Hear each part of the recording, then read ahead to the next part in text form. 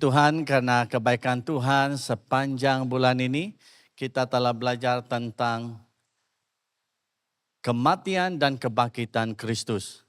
Begitu juga bagaimana kematian Kristus membuka jalan kehidupan untuk setiap orang yang percaya. Pada pagi hari ini kita akan belajar dan menutup topik kematian dan kebangkitan Kristus dalam bulan April ini tentang kemenangan dalam kebangkitan Kristus di dalam Roma pasal yang ke-8 ayat 31 hingga 39. Kalau kita menyelidiki dan membaca seluruh dalam Roma ini, dia menceritakan tentang kita lebih dari pemenang. Kita lebih daripada pemenang, bermaksud kita sudah menjadi orang yang lebih daripada yang menang. Dan Tuhan di pihak kita. Kalau Tuhan di pihak kita, siapa lagi yang dapat melawan kita? Kasih Tuhan dibuktikan melalui kematian dan kebangkitan Kristus. Dan tidak apa yang boleh memisahkan kita daripada kasih Kristus. Bahkan kemenangan dalam kebangkitan Kristus dalam hidup kita bermaksud ada pengharapan. Ada pengharapan yang ada hanya di dalam orang yang percaya. Walaupun dalam keadaan yang susah, ada kuasa untuk berubah. Ada identiti yang baru. Identiti yang baru di dalam Yesus Kristus. Identiti ini bukan seperti orang yang lain, maksudnya ada perubahan nama, berarti dia sudah masuk Kristen, dia ubah namanya, bukan. Identiti yang baru ini adalah menjadi anak Allah, ahli waris kerajaan Allah. Dan ada jaminan masa depan yang penuh harapan. Jadi kemenangan dalam kebangkitan Kristus itu bukan sekadar satu peristiwa, tetapi sumber pengharapan yang hidup bagi setiap orang yang percaya. Oleh karena itu Paskah menjadi satu perayaan bagi umat Kristen di seluruh dunia, hari Paskah. Jadi di masa Paskah semua orang bercerita tentang kematian Kristus, Yesus disalib dan kubur kosong. Dan menunjukkan bahwa Yesus telah bangkit. Dan pada tahun ini, saya katakan sangat ramai orang. Wow, luar biasa.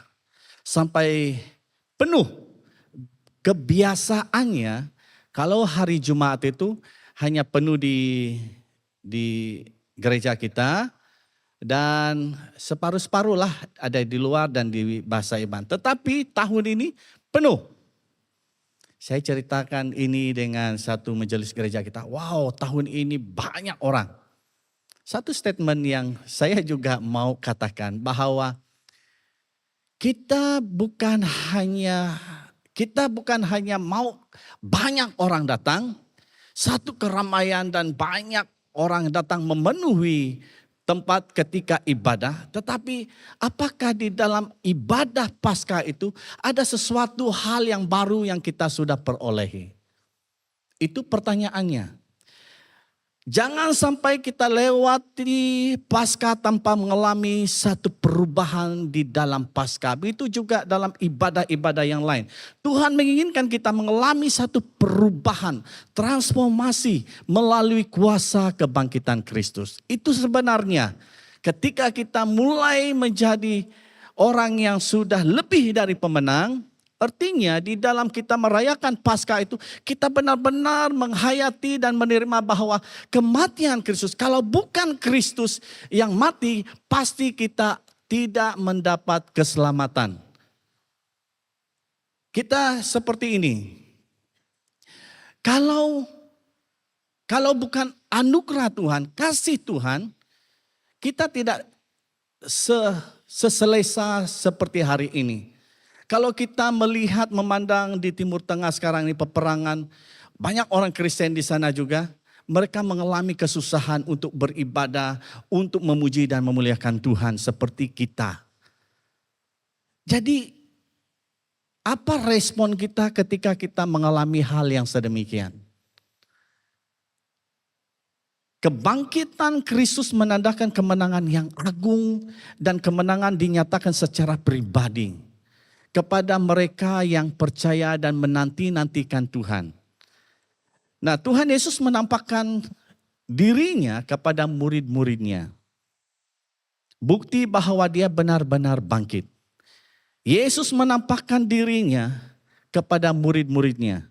Saya senang membawa kita melihat di dalam Yohanes pasal 20 ayat 19 hingga yang ke-20. Ketika hari sudah malam, pada hari pertama minggu itu berkumpullah murid-murid Yesus di suatu tempat dengan pintu-pintu yang terkunci karena mereka takut kepada orang-orang Yahudi. Pada waktu itu datanglah Yesus dan berdiri di tengah-tengah mereka dan berkata, "Damai sejahtera bagi kamu." Dan sesudah berkata demikian, ia menunjukkan tangannya dan lambungnya kepada mereka. Murid-murid itu bersukacita. Bersukacita ketika mereka melihat Tuhan.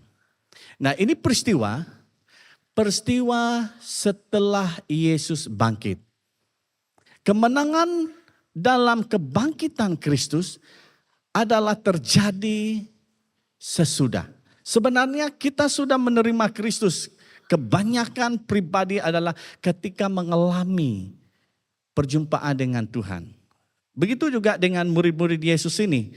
Kemenangan apa yang mereka alami dalam kebangkitan Kristus, yaitu ketakutan. Ketakutan dan maut telah dikalahkan. Karena mereka tahu ketika Yesus menunjukkan bahwa damai sejahtera kepada murid-muridnya, perubahan pertama yang dinyatakan dalam murid-muridnya, mereka adalah ketakutan telah dikalahkan. Saat Yesus disalibkan, mati dan dikuburkan, murid-muridnya hilang visi, hilang pengharapan akan masa depan. Ketika Yesus bersama-sama dengan murid-muridnya, Yesus menunjukkan bahwa satu visi untuk murid-muridnya. Satu pengharapan di dalam dia. Tetapi ketika Yesus disalibkan dan mati dan dikuburkan, mereka hilang visi. Mereka hilang pengharapan.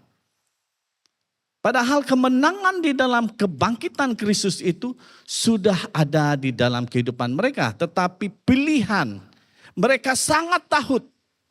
Sangat takut dan mereka lari sejak kejadian itu. Kejadian ketika Yesus ditangkap dan Yesus disalib. Dan Yesus mati dan Yesus dikuburkan. Mereka hilang arah. Mereka bukan dikurung di rumah mereka, tetapi mereka mengurungkan diri mereka di rumah. Kalau kita melihat bacaan tadi itu, kita lihat bahwa pintu-pintu yang terkunci karena mereka sangat takut. Ini keadaan mereka. Mereka bersembunyi dari pihak berkuasa, kemudian mereka mengalami perjumpaan dengan Yesus ketika Yesus katakan, "Damai sejahtera." Ketika damai sejahtera yang Yesus katakan ini, mereka berjumpa Yesus dan mereka melihat buktinya. Maka sehingga mereka mengalami perjumpaan dengan Tuhan sehingga mengubah mereka menjadi murid yang berani. Paradigma berpikir mereka menjadi berubah terhadap rasa takut. Kalau kita melihat di dalam Kisah Para Rasul pasal yang keempat ayat 13, ketika majelis itu melihat keberanian Petrus dan Yohanes serta mengetahui bahwa kedua-duanya hanyalah orang biasa yang tidak berpelajaran, mereka pun menjadi heran dan mereka mengenal kedua-duanya sebagai pengikut Yesus. Ini cerita tentang bagaimana kehidupan mereka sebelumnya. Mereka tahu siapa mereka. Seorang pengecut dan takut memberitakan Injil. Dan mereka adalah orang yang biasa saja, tidak berbelajaran. Mereka adalah seorang nelayan dan mereka tidak punya pengetahuan tentang Injil. Tetapi ketika mereka menjadi pribadi yang sudah berubah, berjumpa dengan Yesus, mereka mengalami satu perubahan yang sangat besar.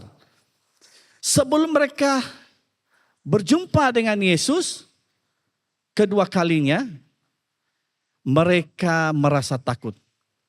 Kini ketika perjumpaan mereka berani memberitakan Injil.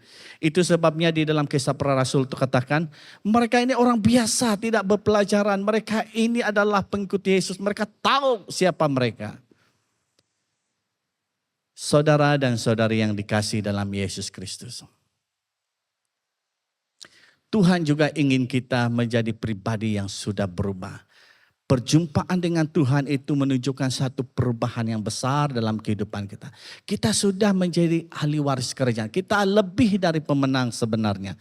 Tetapi kita diperdayakan oleh tipu muslihat iblis, sehingga iblis selalu menuduh kita karena kehidupan kita tidak konsisten di dalam kehidupan kita. Kemenangan dalam kebangkitan Kristus itu sudah ada di dalam kehidupan kita. Kita sudah lebih dari pemenang. Kita banyak sudah khotbah yang sudah kita dengar tentang kematian dan kebangkitan Kristus.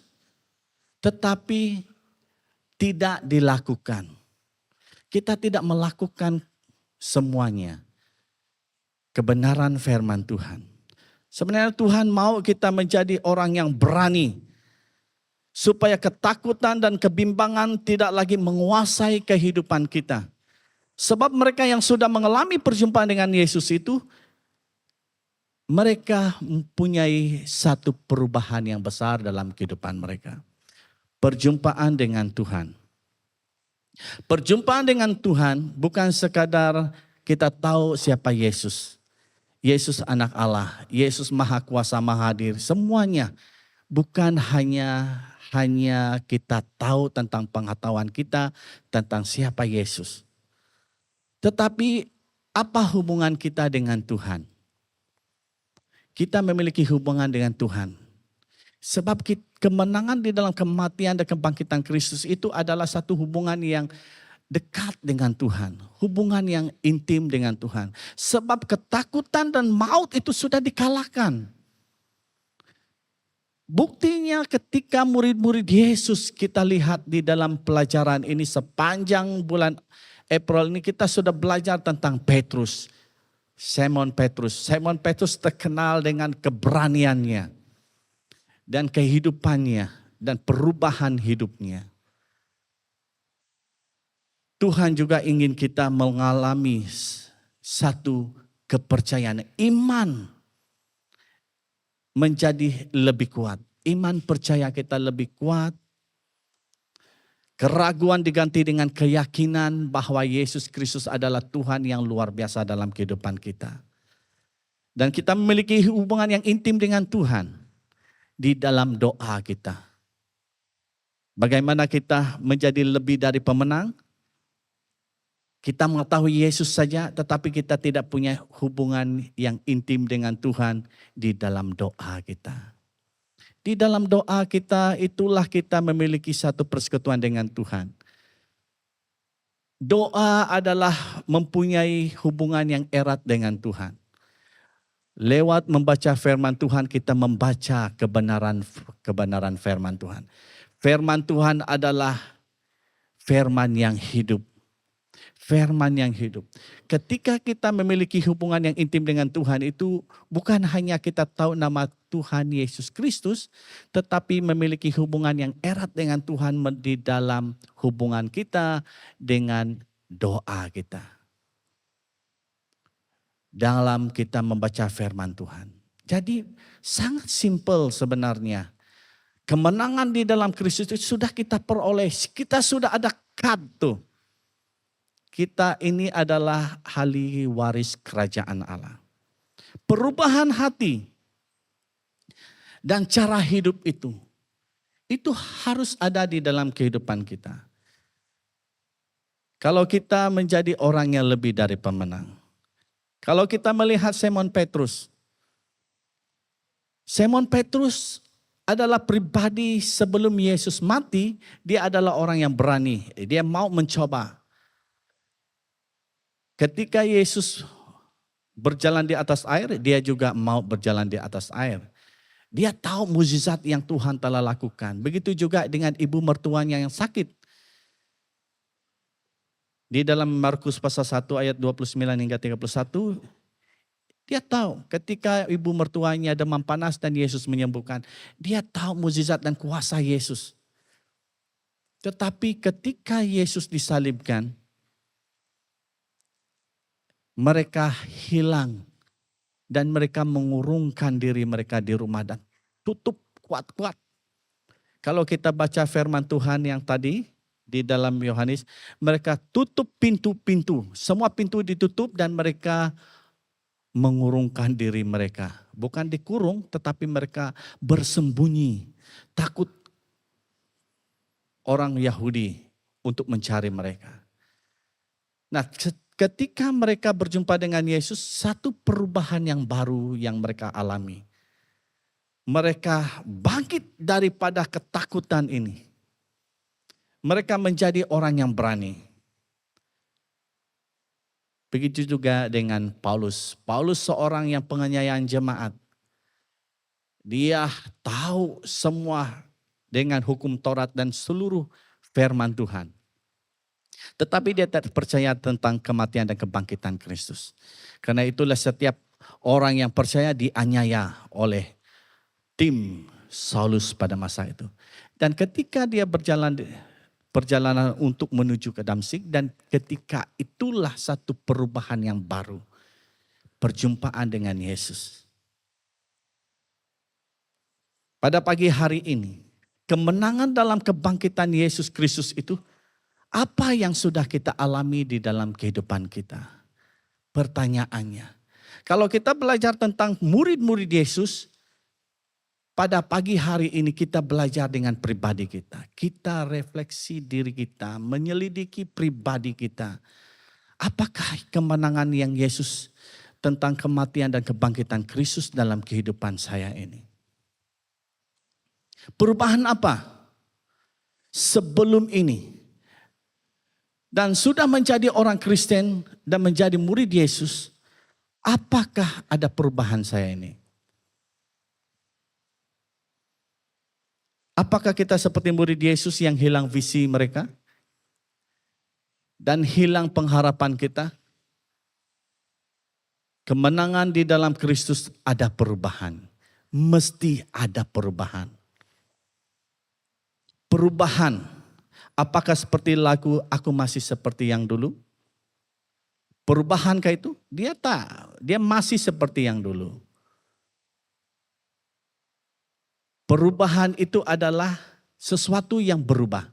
Dari dahulu, ada satu lagu itu, dahulu minyak wangi.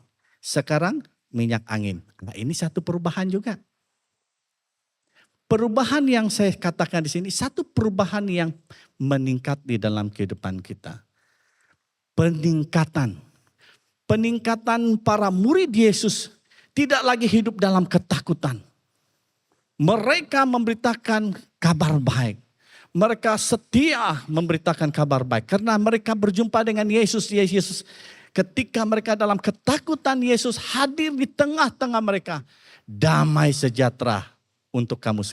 Ini berbicara tentang emosi mereka. Peningkatan apa yang ada di dalam kehidupan kita? Kalau kita belajar lagi di dalam Yohanes pasal yang ke-11 ayat 25 hingga yang 26.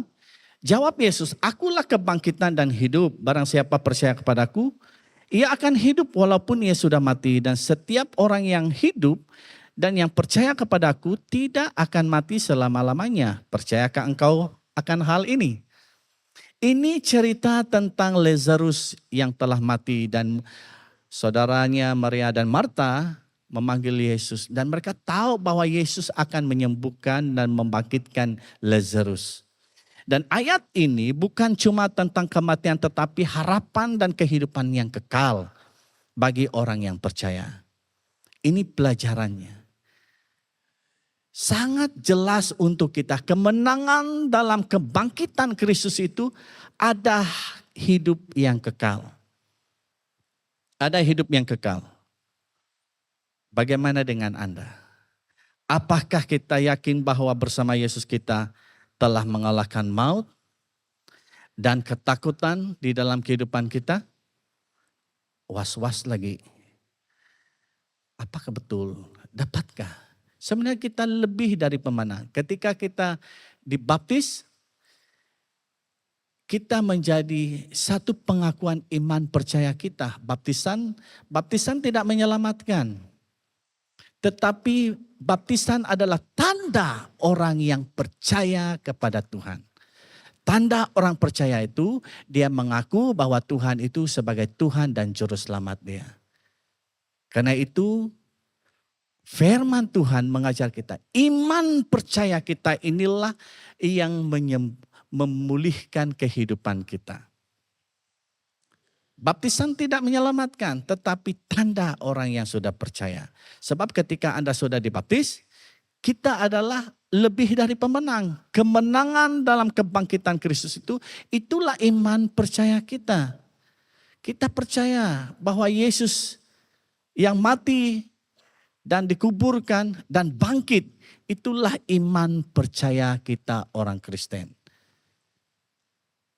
Tidak ada lain lagi. Mukjizat Tuhan itu adalah memberi kita bukti bahwa kuasanya dahulu sampai sekarang tidak pernah berubah. Karena dia adalah Allah yang maha hadir. Maha ada. Kuasanya tidak pernah berubah. Apabila seorang hidup dengan harapan yang baru, walaupun dalam keadaan yang susah, dengan hati yang berubah, dia meninggalkan segala kelemahannya. Kelemahannya berarti meninggalkan kebiasaan lamanya. Menjadi bukti bahwa Kristus menjadi kemenangan dalam kehidupannya. Di dalam Yohanes pasal yang ke-16 ayat 33 katakan, semuanya itu kukatakan kepadamu supaya kamu beroleh damai sejahtera dalam Yesus Kristus, dalam aku, kata Yesus. Dalam dunia kamu menderita penganiayaan, tetapi kuatkanlah hatimu. Aku telah mengalahkan dunia. Nah, ayat ini sangat menekankan tentang kesetiaan kita dan kita sudah yakin tentang kematian, kemenangan di dalam kebangkitan Kristus itu adalah satu kemenangan untuk kita. Damai sejahtera Allah itu ada di dalam kehidupan kita. Penderitaan itu kita alami dalam kehidupan kita. Masalah apapun yang kita alami dalam kehidupan kita itu lebih dari pemenang. Sebab kita tahu bahwa di pihak kita itu Tuhan yang ada dalam kita. Yang memberi kekuatan untuk kita. Yang memampukan kita untuk melalui semuanya ini. Inilah kebenaran firman Tuhan. Kuatkanlah hatimu. Aku telah mengalahkan dunia. Berarti dia telah mengalahkan semuanya. Yesus Kristus. Damai yang sejati bukan datang daripada kehidupan yang senang. Tetapi daripada hubungan dengan Yesus Kristus. Di dalam Yesus Kristus kita lebih dari pemenang. Amin. Selepas memahami kepentingan menghadapi cabaran hidup dengan hati yang tabah, kita juga perlu melihat bagaimana seorang itu boleh terus mengharungi penderitaan dengan damai dan rasa gembira. Mengharungi penderitaan dengan damai dan rasa gembira. Macam mana pula kita mengharungi penderitaan dengan damai sejahtera dan gembira? Inilah kuasa dalam kebangkitan Kristus.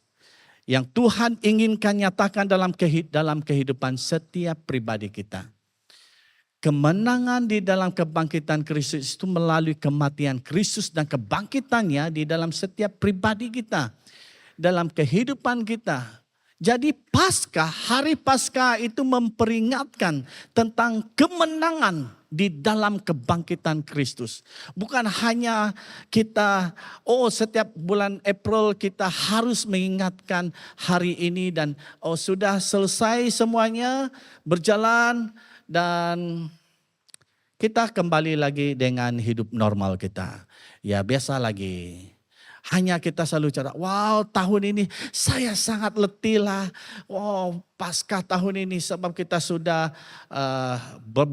beberapa minggu sudah wrestle dan tidak cukup tidur semuanya. Itu saja cerita kita. Kita tidak pernah pun menceritakan tentang apa isi firman Tuhan yang disampaikan. Apa kebenaran firman Tuhan yang mengubahkan kita menjadi berkat bagi kita sepanjang bulan April ini. Apakah ini menjadi sesuatu kekuatan baru untuk kita? Saya mau belajar berubah dengan satu firman Tuhan ini. Hanya kita katakan, sangat letih. Mengharungi penderitaan dalam damai sejahtera dan gembira ini di dalam kematian dan kebangkitan Kristus. Kita tidak mungkin terhindar daripada penderitaan, kesusahan, apa masalah yang kita hadapi di dalam dunia ini. Ada yang katakan, kalau menjadi orang Kristen, kehidupan kita itu sudah senang-senang saja. Tak. Ingat selama kita hidup di dalam dunia, kesusahan dan penderitaan tidak dapat dielakkan. Menjadi orang Kristen. Menjadi orang Kristen kita perlu banyak tekanan juga di dalam kehidupan kita. Tekanan apa? Tekanan-tekanan dari luar. Begitu juga tekanan dari dalam. Itu tidak dapat dielakkan. Namun, oleh karena Yesus telah bangkit, kita tidak lagi dikuasai oleh penderitaan. Karena kemenangan sejati ada di dalam Yesus Kristus. Janji Tuhan Yesus, Dia Allah, Immanuel, Allah yang menyertai kita. Itulah kemenangan dan kebangkitan Kristus bagi orang yang percaya. Di dalam Roma pasal 8 ayat 17, dan jika kita adalah anak, maka kita juga adalah ahli waris. Kalau kita ini jadi anak Allah, kita ini ahli waris. Maksudnya orang-orang yang berhak menerima janji-janji Allah. Yang akan menerimanya bersama-sama dengan Kristus, yaitu jika kita menderita bersama-sama dengan Dia. Supaya kita juga dipermuliakan bersama-sama dengan Dia. Berarti janji Tuhan, Allah itu menyertai kita. Menjadi anak Allah bukan hanya tentang menerima janji Tuhan, tetapi juga tentang berjalan bersama dengan Tuhan. Ada satu lagu. Tuhan menetapkan, tahu lagu itu? Langkah-langkah orang yang hidupnya berkenan kepadanya. Tahu kan lagu itu? Apabila ia jatuh, tak sampai tergeletak, sebab Tuhan menompang tangannya. Tak tahu lagu itu kah? Tangannya,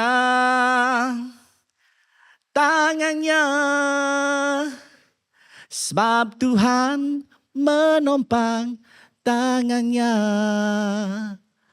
Apabila ia jatuh, tak sampai tergeletak, sebab Tuhan menompang tangannya.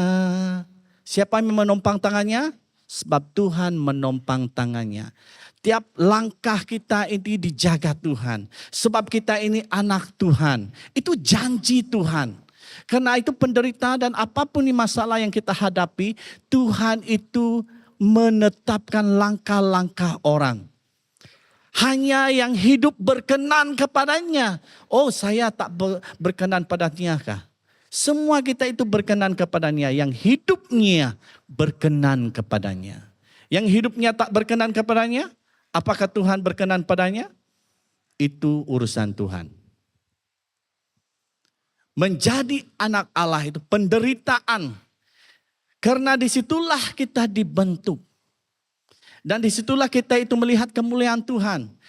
Di dalam 1 Korintus pasal 10 ayat 13, pencobaan-pencobaan yang kita alami itu adalah pencobaan biasa yang tidak melebihi kekuatan kita. Dan tidak melebihi kekuatan manusia. Allah setia dan tidak membiarkan kamu dicobai melampaui kekuatanmu. Pada waktu kamu dicobai, Ia akan memberi jalan keluar. Sungguh-sungguh amat powerful, amazing. Tuhan kita itu ketika kita hidup di dalam kemenangan dalam kebangkitan Kristus, Dia akan memberi kita jalan keluar. Pencobaan-pencobaan yang kita lalui dan hadapi itu adalah pencobaan biasa yang tidak melebihi kekuatan manusia. Dia tak melebihi kekuatan kita. Sebab Tuhan memberi jalan keluar untuk setiap pribadi. Itu janji Tuhan. Mengharungi penderitaan dan cobaan itu dengan senang sebab Tuhan menyertai orang yang beriman. Orang yang percaya kepadanya. Bangkitnya Yesus dari maut bukan berarti murid-murid Yesus itu bebas dari segala masalah. Tak. Kalau kita melihat ketika mereka sudah bangkit, bertemu dengan Tuhan, berjumpa dengan Tuhan, mereka memberitakan Injil dan mereka juga mati syahid. Mereka banyak, kalau kita membaca ada yang disalib terbalik, ada yang gergaji, ada yang dimasak dengan minyak. Wow, tetapi apa yang mereka hadapi ini? Nah kalau kita melihat di dalam Yohanes pasal 20 ayat 19, ketika hari, nah saya mau highlight di sini. Di dalam Yohanes 20 ayat 19 ini, damai sejahtera bagimu. Di sini perjumpaan Yesus dengan murid-muridnya, Yesus katakan damai sejahtera bermaksud emosi kita ketika melalui krisis apapun penderitaan yang kita alami, kita memiliki damai sejahtera dan kita sabar dan kita memiliki semuanya. Kesabaran dan semuanya. Damai sejahtera inilah yang dikatakan kita lebih dari pemenang. Kita tahu semuanya. Ketika kita menghadapi banyak hal yang kita hadapi dengan keadaan kehidupan kita, baik di dalam keluarga, baik di dalam community kita, baik di dalam orang luar, orang dalam. Dan kita itu lebih dari pemenang sebab ketika Anda benar-benar mengalami kemenangan di dalam Yesus Kristus, dalam kebangkitan Kristus, kita mengalami satu perubahan yang baru. Kita dapat menguasai diri kita. Kita tak cepat bercakap, tapi lambat. Kita dapat menguasai hidup kita. Kita dapat menguasai. Sebab apa? Roh Kudus yang ada bersama dengan kita. Nah, di dalam Roma pasal yang kelima ayat 1 hingga 12 yang kedua, sebab itu kita yang dibenarkan karena iman, kita yang dibenarkan iman, hidup dalam damai sejahtera dengan Allah oleh karena Tuhan kita, Yesus Kristus. Oleh Dia kita juga beroleh jalan masuk oleh iman kepada kasih karunia ini. Di dalam kasih karunia ini kita berdiri dan kita bermegah dalam pengharapan akan menerima kemuliaan Allah. Ayat yang ketiga dan kelima. Dan bukan hanya itu saja, kita malah bermegah juga dalam kesengsaraan. Kesengsaraan kita karena kita tahu bahwa kesengsaraan itu menimbulkan ketekunan. Dan ketekunan menimbulkan tahan uji dan tahan uji menimbulkan pengharapan dan pengharapan tidak mengecewakan. Karena kasih Allah telah dicurahkan dalam hati kita oleh Roh Kudus yang telah dikurniakan kepada kita. Roh Kudus inilah yang Yesus berikan kepada kita.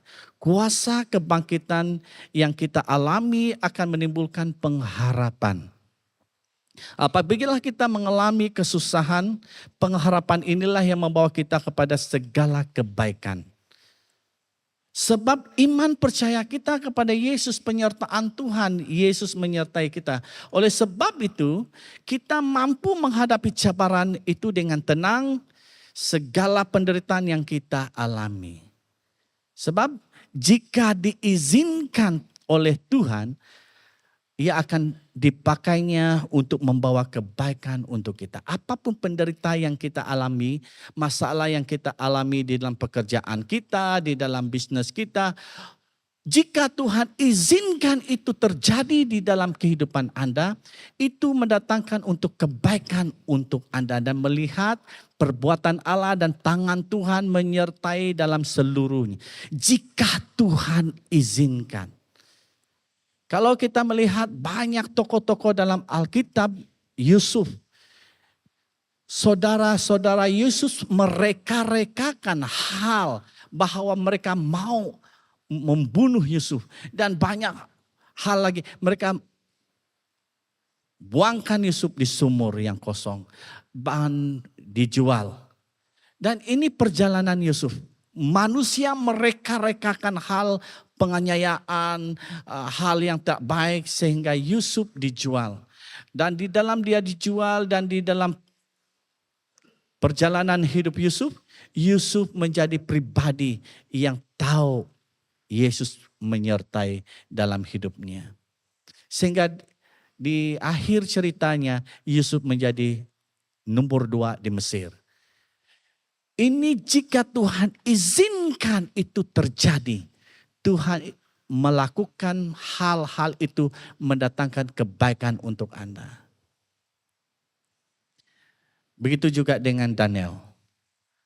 Kesetiaan Daniel. Manusia merekakan agar mereka itu menyembah Baal, satu berhala. Tapi Daniel setia dengan doanya. Seperti biasa dilakukannya. Ini dibuang dalam lubang singa. Tangan Tuhan menopang, menyertai. Banyak hal yang kita lalui dalam kehidupan kita juga. Kadang-kadang dalam pekerjaan kita, dalam kehidupan kita, perjalanan semuanya, seolah-olah Tuhan tidak menyertai. Think positif, berpikirlah secara positif bahwa Tuhan menyertai dan Tuhan melakukan segala-galanya. Apabila mengalami kesusahan penganiayaan seperti ini, kalau kita melihat para rasul bukan hanya mengalami hal sedemikian, tapi damai sejahtera Allah, malah juga mereka mampu bersukacita. Di dalam Kisah Para Rasul, pasal yang ke-5 ayat 41, rasul-rasul itu meninggalkan sidang mahkamah agama dengan gembira karena mereka telah dianggap layak menderita penghinaan oleh karena nama Yesus. Nah, ketika para murid-murid Yesus mengalami sesuatu hal yang baru, mereka itu tidak takut lagi. Mereka memberitakan Injil. Dan mereka tidak takut dianiaya. Mereka tidak takut menderita. Karena mereka tahu apabila mereka menghadapi kesusahan, kita tidak menjadi susah atau tertekan. Tetapi walaupun merasa sedih dan sukar, mereka bersukacita. Kenapa? Karena Yesus Kristus. Ada satu lagu sekolah minggu dulu yang kami belajar tentang penginjilan. Dalam suka dukaku kan tetap tersenyum. Diolok, dihina, ku kan tetap tersenyum. Karena ku tahu Tuhanku Yesus sertaku. Apapun terjadi, ku kan tetap tersenyum. Itu lagu sekolah minggu tentang penginjilan, tentang kesetiaan. Senyum, senyum, senyum, senyum, senyum selalu. Diolok, dihina, ku kan tetap tersenyum. Karena ku tahu Tuhanku Yesus sertaku. Apapun terjadi, ku kan tetap tersenyum. Tetapi ia tetap tersenyum karena nama Yesus. Inilah yang terjadi di dalam kehidupan para murid-murid Yesus pada masa itu. Dan apabila mereka menghadapi kesusahan, mereka tahu bahwa Tuhan Yesus menyertai mereka. Dan nama Tuhanlah yang dipermuliakan, bukan nama mereka. Inilah yang dialami para murid Yesus ketika perjumpaan dengan Yesus. Kebangkitan di dalam Yesus Kristus. Penderitaan menjadi satu penghormatan bagi mereka. Untuk disamakan dengan Kristus bukan hanya dilihat sebagai hukuman. Berarti mereka, penderitaan yang kita alami itu penderitaan sedikit saja. Tidak melebihi apa yang Tuhan telah lakukan dalam kehidupan kita. Kematian Kristus di kayu salib itu menggantikan kita yang berdosa ini. Dan kebangkitannya memberi satu pengharapan yang baru. Bahwa kita mengalami kehidupan yang kekal. Kita pasti mati. Hidup kita ini akan mati. Badan ini binasa dan tetapi roh kita akan naik dan menjadi satu pribadi yang baru. Itulah pengharapan kita. Pengharapan di dalam Yesus Kristus. Hidup yang kekal. Ini bukan kemenangan yang dikatakan kemenangan biasa-biasa. Tetapi kita itu lebih dari pemenang. Kebangkitan Yesus membuat kita mengalami kuasa yang berani menghadapi tekanan apapun yang kita hadapi. Sebenarnya pertanyaannya, apakah saya ini lebih dari pemenang? Apakah kemenangan dalam kebangkitan Yesus Kristus ini bagi saya sesuatu yang baru dalam hidup saya? Saya mau mencari ini. Jadi ketika Anda mau mencari apa kemenangan di dalam Yesus Kristus bagi Anda, selidiki diri Anda. Berpikir, oh apalagi ini, apalagi yang saya harus hadapi dalam kehidupan ini. Di dalam Yohanes 14 ayat 16-17, aku akan meminta kepada Bapa dan Dia akan memberi kepadamu seorang penolong, yaitu Roh Kudus. Yang supaya ia menyertai kamu selama-lamanya, yaitu roh kebenaran. Bukan satu kebetulan ketika Yesus telah bangkit, sesuatu Pentakosta terjadi. Apabila murid-muridnya dipenuhi dengan kuasa Roh Kudus. Mereka berubah menjadi orang yang lebih dari pemenang. Berani dan tidak lagi takut seperti dahulu lagi. Mari tim Praise and Worship. Kita berdiri bersama.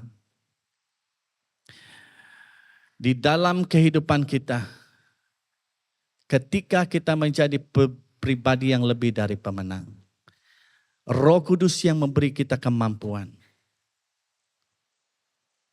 Kemampuan yang Yesus berikan kepada setiap pribadi kita, yang mampu dan mengenal.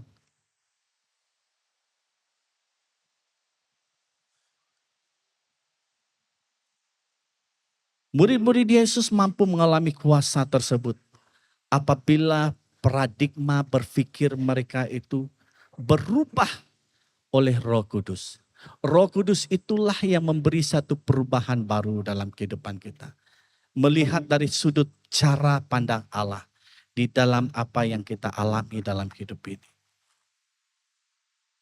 Kemenangan dalam kebangkitan Kristus, ketakutan, maut dikalahkan. Dan kita mampu mengharungi penderitaan yang kita alami karena Yesus Kristus. Marilah kita sama-sama berakar, bertumbuh, berbuah. Supaya kita mengalami keberanian, damai sejahtera dan sukacita di dalam Yesus Kristus. Mari kita berdiri bersama-sama.